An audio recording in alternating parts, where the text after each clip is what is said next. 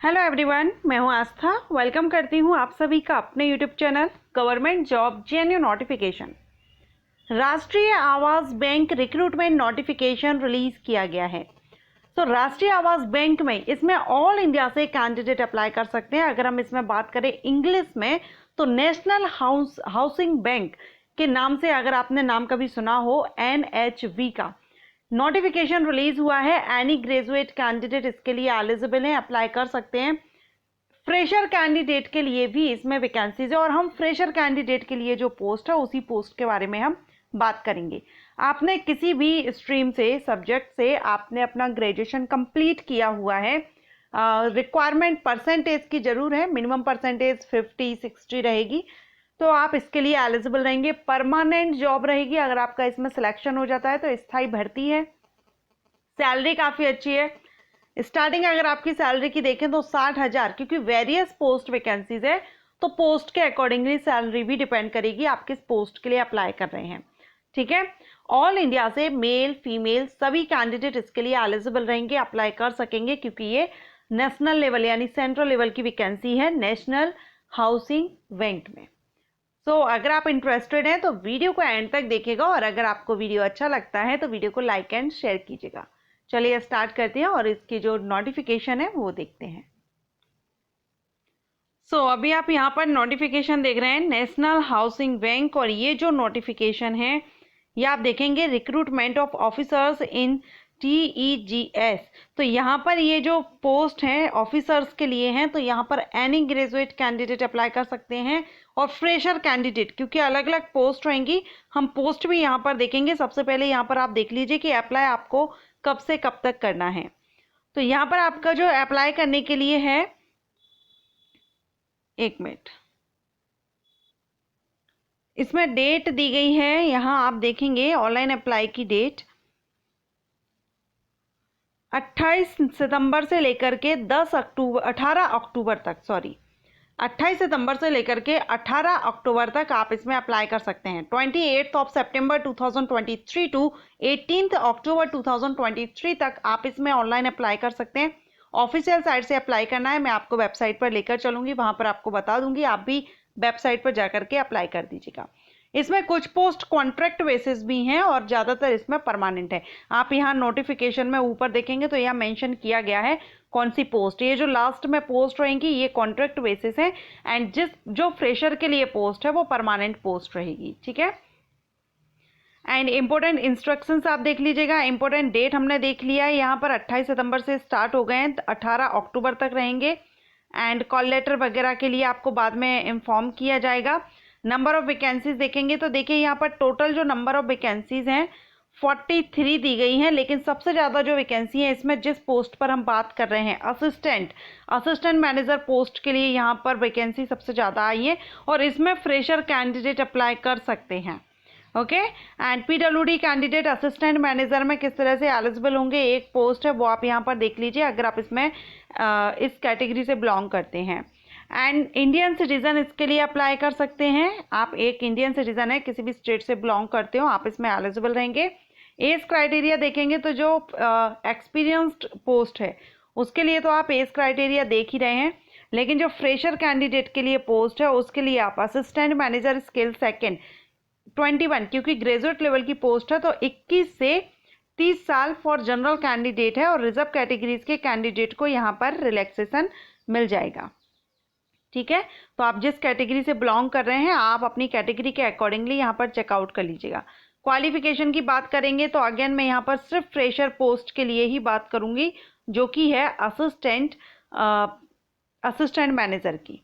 ये देखिए assistant manager की जो पोस्ट है इसमें दो हैं, एक तो जर्नलिस्ट है, एक हिंदी है। तो जर्नलिस्ट में आप देखेंगे आप full time bachelor degree in any discipline, किसी भी सब्जेक्ट से आपने अपनी बैचलर डिग्री ली हो मिनिमम 60% मार्क्स के साथ, और जो SC ST PWD कैंडिडेट है उनको 55% 55% मार्क्स के साथ आपकी बैचलर डिग्री कंप्लीट होनी चाहिए, या फिर आपने फुल टाइम मास्टर डिग्री भी की हुई हो किसी भी डिसिप्लिन में 55% मार्क्स के साथ, वो कैंडिडेट भी, और SC ST में हैं आप और मास्टर डिग्री है तो 50% मास्टर डिग्री में।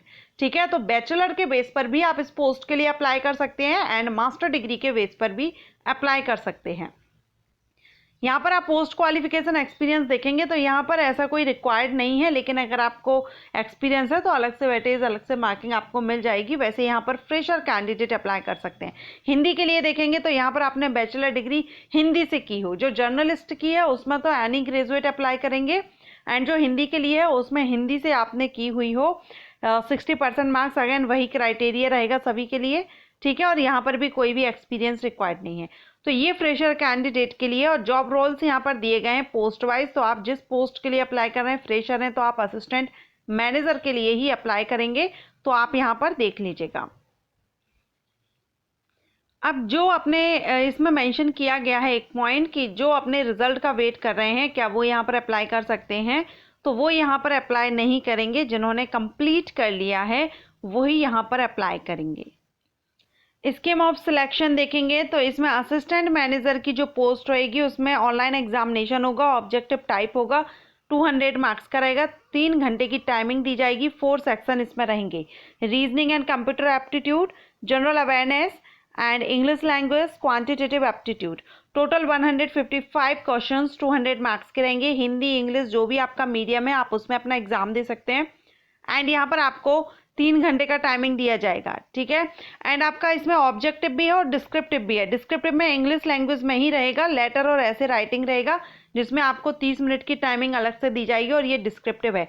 तो असिस्टेंट मैनेजर के लिए दोनों तरह का एग्जाम यहाँ पर होगा, ऑब्जेक्टिव भी होगा और डिस्क्रिप्टिव भी होगा। इसके बाद हिंदी की बात करेंगे तो हिंदी का भी यहाँ पर दिया गया है, और हिंदी में भी आपका हिंदी लैंग्वेज का डिस्क्रिप्टिव, जैसे जर्नलिस्ट के लिए अप्लाई करेंगे तो जो डिस्क्रिप्टिव पेपर है वो इंग्लिश लैंग्वेज में रहेगा, और अगर आप हिंदी में अप्लाई कर रहे हैं तो आपका डिस्क्रिप्टिव पेपर हिंदी में रहेगा, ठीक है।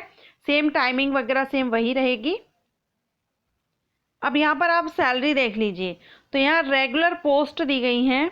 रेगुलर पोस्ट में आप assistant general manager, assistant manager की हम देख रहे थे, असिस्टेंट मैनेजर स्केल फर्स्ट की, तो यहाँ पर आपकी जो सैलरी आप देखेंगे 36,000 स्केल ऑफ पे बताई गई है। यहाँ पर इस तरह से आपकी सैलरी यहाँ पर 63,840, ठीक है।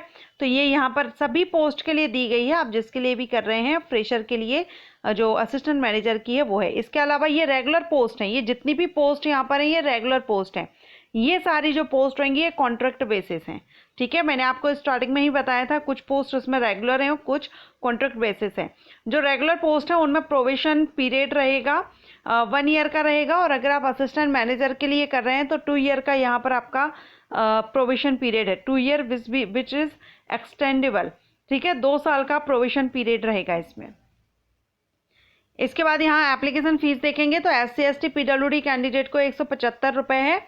इसके अलावा जो अदर कैंडिडेट हैं SC ST PWD को छोड़ करके जितने भी कैंडिडेट हैं सबको 800 रुपये एप्लीकेशन फ़ीस यहाँ पर पे करनी होगी, और ये नॉन रिफंडेबल एप्लीकेशन फ़ीस है। एग्जामिनेशन सेंटर देखेंगे तो ऑल इंडिया में आपको एग्जामिनेशन सेंटर मिल जाएंगे। ये देखिए सभी स्टेट्स में 20 स्टेट्स हैं जहां पर आपको ये एग्जामिनेशन सेंटर दिए जा रहे हैं। सभी 20 स्टेट्स के कैपिटल्स में आपको सेंटर मिलेंगे। तो आप देख लीजिए ये चार्ट, इसमें आपके स्टेट का है या नहीं, आपके जो भी नज़दीकी स्टेट है वहाँ पर आप ये सेंटर ले सकेंगे। अप्लाई कैसे करना है, तो अप्लाई आपको ऑनलाइन करना है, स्टेप बाय स्टेप इसमें ही बताया गया है। फ़ी पे करना है, डेट हमने देख ही ली है। चलिए अब हम इसका देख लेते हैं, इसकी ऑफिशियल साइट पर लेकर चलती हूँ मैं।